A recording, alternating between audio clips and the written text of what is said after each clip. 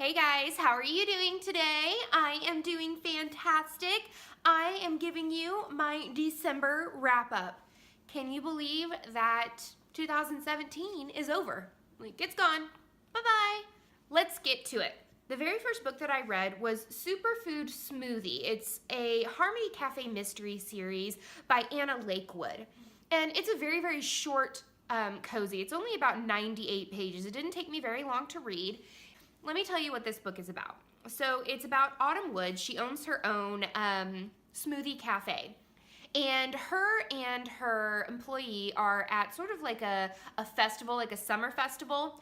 Out of the middle of nowhere, she's asked to join a water rafting team. Apparently, one of the teams has lost or told one of its team members that they're not going to be a part of it anymore. There was a huge fight with the lead rafter and everything like that. And they all of a sudden asked Autumn to be a part of it.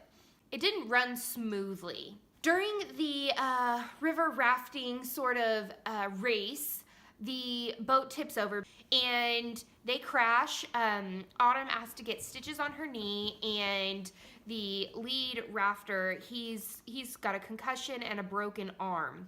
When she is called upon by the police the next morning, and it seems like the head rafter has been killed in a river rafting accident, Autumn makes it her goal to sort of figure out what happened. She has so many different potential suspects.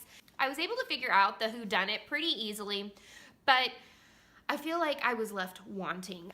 But I rated that a 3 out of 5 stars on Goodreads. The next book that I read was Fudge and Jury by Ellie Alexander. This is the 5th book in the Bake Shop Mystery series, and it has 304 pages. So this book is about a chocolate festival that is going on in Ashland, Oregon. Tort has been invited to have a booth there to show all of their chocolatey goodness. And it is supposed to be a big, huge, sort of prestigious event. One of the other businesses is called Confections Couture. It is run by Evan Rowe, and he's sort of a pompous, like, I've got this kind of guy. He's very, very cocky. He goes around and he's tasting all of the other participants' goodies that they have at their booths. And he comes to Tort's table. After he takes a bite, he seems to look sick. He falls to the floor and he's choking. Jules is trying to keep him alive, but alas, she's not able to. Jules has now made it her goal to prove that it wasn't Tort's chocolate that killed over Evan, that something else has gone astray, that something else is going on. I rated this book a 5 out of 5 stars. The third book that I read this month was Gingerbread and Ghosts by Agatha Frost. It is the 10th in the Pyradelle Cafe Mystery series. It's 162 pages. I rated it a 5 out of 5 stars on Goodreads. I absolutely love this series. The ladies in Pyradelle make me laugh. They make me cry. They make my waistline expand because of all of the sweet goodies and everything that comes with owning a cafe, with tea and coffee and everything like that. Dot has found another sort of hobby that she wants to get under her belt, and that is acting. Apparently, Dot was quite the actress when she was younger, Jules seems to find out.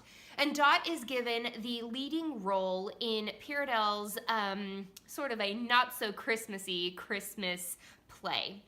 While they're sitting and watching Dot play at the very first performance, Dot raises a gun to shoot her co-star.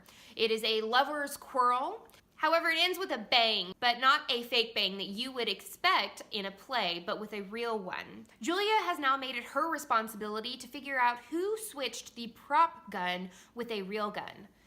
Is Dot going to be able to make it home in time for Christmas, or will this be the very first time that Julia does not catch her killer? You'll have to read and find out. The next book that I read and I finally finished was Name of the Wind by Patrick Rothfuss. Okay, I am counting it as a December read. Yes, I know, I started it in September. And you're like, Courtney, does that really count? Well, since I read over 200 plus pages of this 662 page book, I think it counts. And you know what? It's my channel, so it'll count if I want it to count, and it does. This is actually the 10-year anniversary edition of the book, full of illustrations. This is the first book in the King Killer Chronicle series. I rated it a 5 stars. I think that one of the reasons why it took me so long to read this book is how many emotions this book played with. I sobbed, like sobbed. I laughed so hard my side ached. I felt so connected to Quoth that I couldn't bear to see bad things happen to him. And Patrick Rothfuss does not back away from the harder side of life.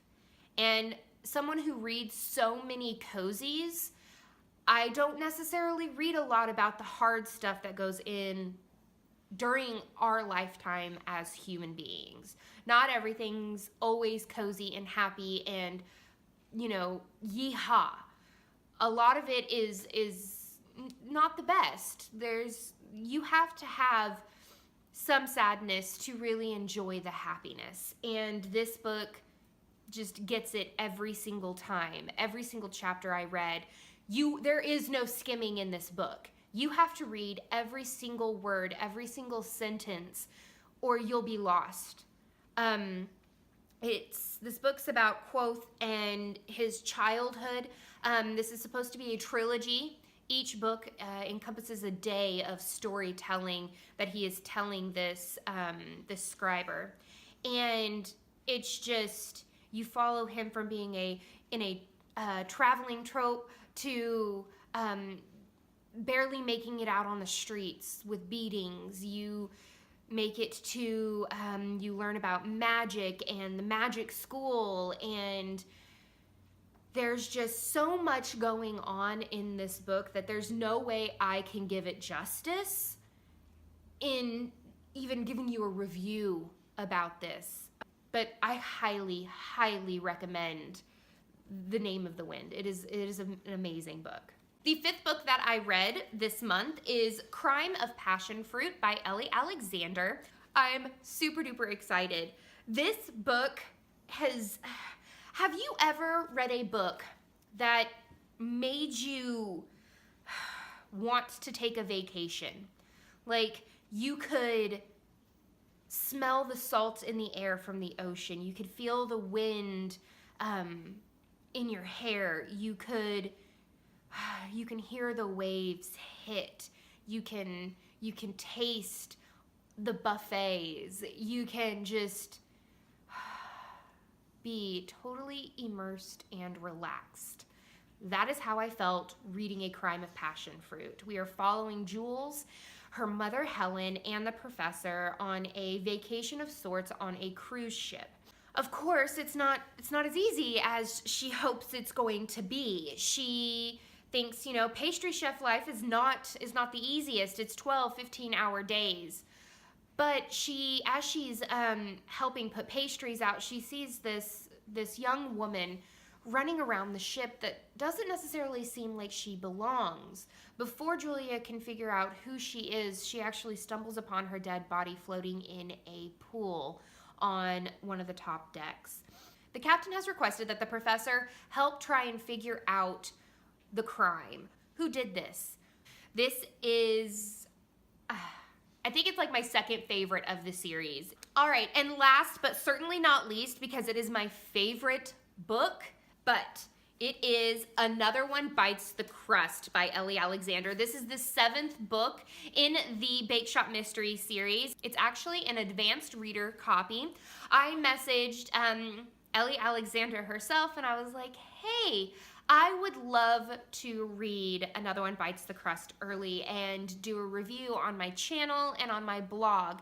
Is there any way that you would be willing to send me a book?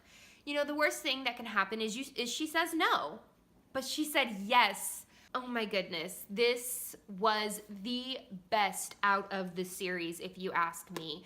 My favorite character in the Bake Shop Mystery series is Lance.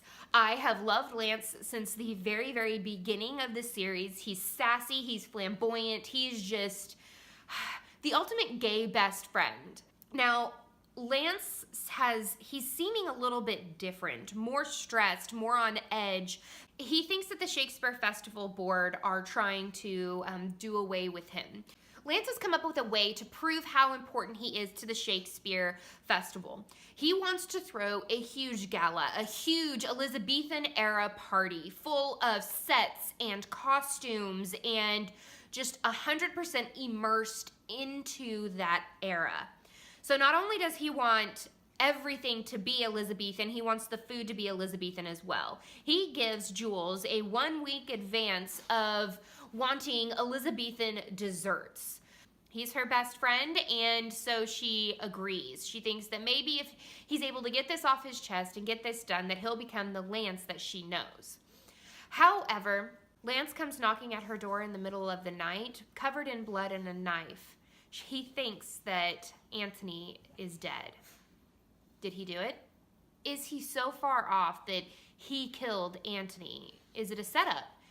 Or is this just for publicity's sake for the Shakespeare Festival? That's what Jules is there to find out. You have to read to find out. This book comes out on January 2nd. I hope that you go and pre-order it and read it and let me know what you think. I have a more in-depth review in my WordPress blog. Everything is linked down below. And that's really the end of this chapter of Courtagonist. I hope that you have had an amazing reading year. And until next time, guys, happy reading. Bye.